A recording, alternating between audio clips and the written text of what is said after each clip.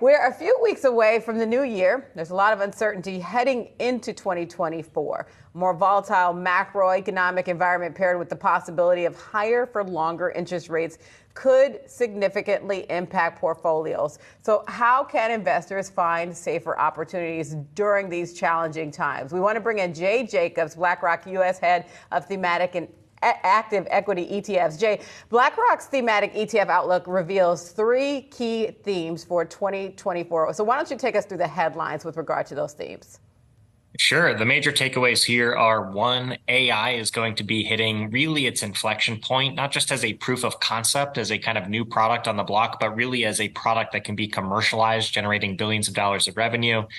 The second area we're looking at is medical innovation. We have aging populations in the United States, around the world. We're hitting serious inflection points. Like next year, there will be more people over the age of 65 in the United States than under the age of 15. That is going to put immense pressure on our healthcare system and result in new drug development.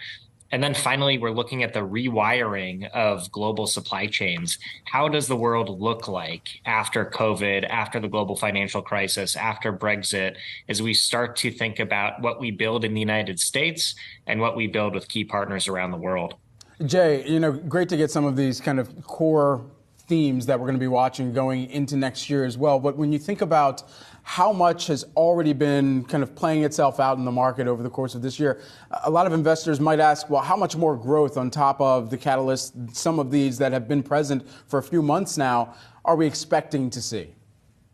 Well, I think it's still early in a lot of these themes. I mean, if we look at AI, and look, I know we've been talking about AI a lot this year, a lot every day.